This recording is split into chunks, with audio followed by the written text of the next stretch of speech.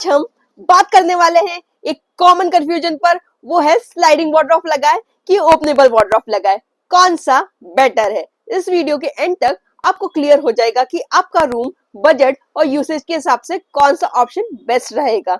मैं Surabhi Jain, interior designer. चलिए video को शुरू करते हैं स्टेप बाय स्टेप फैक्टर के साथ।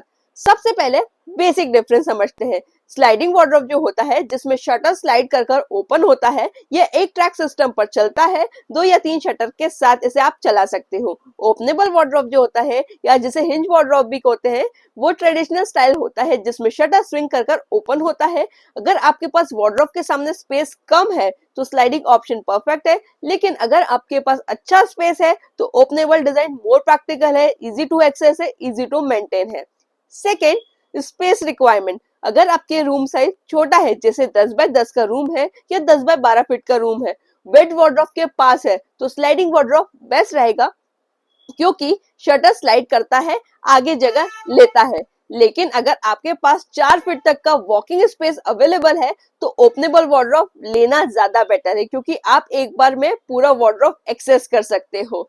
Third, storage capacity. Sliding wardrobe में आप एक टाइम पर 50% या 66% तक की स्पेस को एक्सेस कर पाते हो, क्योंकि एक शटर दूसरे के पीछे स्लाइड होता है। ओपनेबल वार्डरोब में आप एक बार में 100% स्टोरेज एक्सेस कर सकते हो। तो अगर आपके पास पूरा वार्डरोब एक साथ ऑर्गेनाइज करना पसंद है तो ओपनेबल ऑप्शन आपके लिए बेस्ट रहेगा। बस ध्यान रखिए, स्लाइडिंग वार्डरोब के ट्रैक और शटर की थिकनेस के चक्कर में 2 से 3 इंच की डेप्थ कम मिलती है।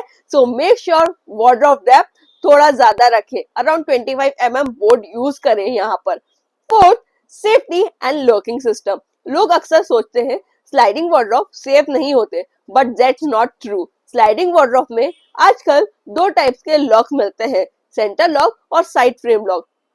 फ्रेम लॉक ज्यादा सिक्योर होते हैं और लॉन्ग लास्टिंग होता है। ओपनेबल वार्डरोब में नॉर्मल सेंटर लॉक लगता है जो बेसिक सेफ्टी के लिए ठीक है, but not as strong as a frame lock. अगर आप हिडन लॉकर बनाना चाहते हो, वो दोनों ऑप्शंस में पॉसिबल हो जाएगा। Fifth, maintenance. मेंटेनेंस के हिसाब से ओपनेबल वार्डरोब इजी रहती है। स्लाइडिंग वार्डरोब में ट्रैक, रोलर और अलाइनमेंट बार बार चेक करना पड़ता है, स्पेशली अगर डस्ट ज्यादा हो या फ्लोर अनइवन हो। ओपनेबल वार्डरोब में सिर्फ हिंजेस का मेंटेनेंस होता है। हिंजेस लूज हो जाए तो इजीली रिप्लेस हो जाते हैं। डस्ट कंट्रोल के लिए ओपनेबल डिजाइन थोड़ा बेटर परफॉर्म करता है, क्योंकि उसमें डोर के बीच में गैप कम होती है। 6, hardware and fitting. Sliding wardrobe के लिए आपको नॉर्मल टॉप लाइन या इनलाइन सिस्टम मिलते हैं। Inline sliding system premium look दिखता है, फ्लैश फिनिश और सीमलेस डिजाइन के साथ आपको देखने को मिल जाता है, लेकिन वो थोड़ा कॉस्टली होता है। ओपनेबल वार्डरोब में नॉर्मल या सॉफ्ट क्लोजेस हिंजेस यूज होते हैं, जिनका कॉस्ट डिफरेंस ज्यादा नहीं होता है। हैंडल्स के केस में ओपनेबल वार्डरोब में आपको डिजाइन ऑफ वैरायटी काफी मिल जाती है। स्लाइडिंग वार्डरोब में वही ग्रूव हैंडल्स या इनबिल्ट हैंडल्स ही लगते हैं, क्योंकि एक्सटर्नल हैंडल्स लगाने से शटर स्लाइड नहीं करता है। 7, कॉस्ट कंपैरिजन। कॉस्ट का पॉइंट ऑफ व्यू से स्लाइडिंग वार्डरोब थोड़ा एक्सपेंसिव होता है, क्योंकि हार्डवेयर सिस्टम कॉस्टली होता है और इंस्टॉलेशन भी थोड़ा सा कॉम्प्लेक्स हो जाता है। अप्रॉक्स डिफरेंस की बात करें तो ओपनेबल वार्डरोब जो होता है वो 1200 से लेके 1400 रुपए पर स्क्वायर फीट होता है, और स्लाइडिंग वार्डरोब जो होता है वो 1800 से लेके 2000 रुपीज पर स्क्वायर फीट तक होता है। और मोर डिपेंड ऑन सिस्टम क्वालिटी, आप यहाँ पर क्या ले रहे हो। तो अगर आपका बजट लिमिटेड है तो ओपनेबल ऑप्शन सबसे ज्यादा इकोनॉमिकल रहेगा। 8, मटेरियल रिकमेंडेशन। स्लाइडिंग वार्डरोब के लिए हमेशा 25 mm का ब्लॉक बोर्ड यूज करें, ताकि वेट प्रॉपर रहे और शटर बेंड ना हो।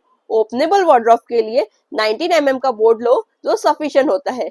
HDHMR और प्लाई भी यूज कर सकते हो, लेकिन इंश्योर करें कि स्ट्रेटनर या स्टिफनेस यूज करो, जिससे वरना टाइम के साथ यहाँ पर बेंडिंग इश्यू आ सकता है। 9, प्रैक्टिकल एक्सपीरियंस। मैं अपने प्रोजेक्ट में अगर रूम साइज छोटा होता है तो हमेशा स्लाइडिंग वार्डरोब प्रेफर करती हूँ।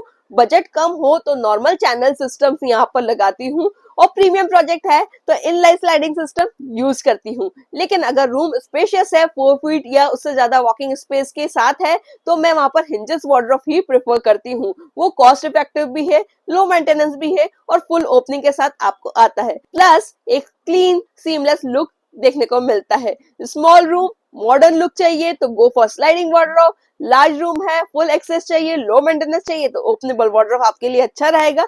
हाई बजट और लग्जरी प्रोजेक्ट में इनलाइन स्लाइडिंग सिस्टम यूज करना। और अगर आपको वार्डरोब डिजाइन करवाना हो या इंटीरियर की कोई सर्विसेज या कोई कंसल्टेशन चाहते हो तो दिए हुए व्हाट्सएप नंबर पर आप मुझे कांटेक्ट कर सकते हैं। पर ये वार्डरोब के पॉइंट्स आप ध्यान रखकर ही वार्डरोब डिजाइन करना। और अगर ये वीडियो आपको इन्फॉर्मेटिव लगी हो तो प्लीज इसे लाइक कीजिएगा, अपने फ्रेंड्स और फैमिली शेयर करना ना भूलिएगा और एक सब्सक्राइब जरूर कीजिएगा। आपका एक सब्सक्राइब मुझे मोटिवेट करता रहेगा इसी तरह वीडियो लाने के लिए।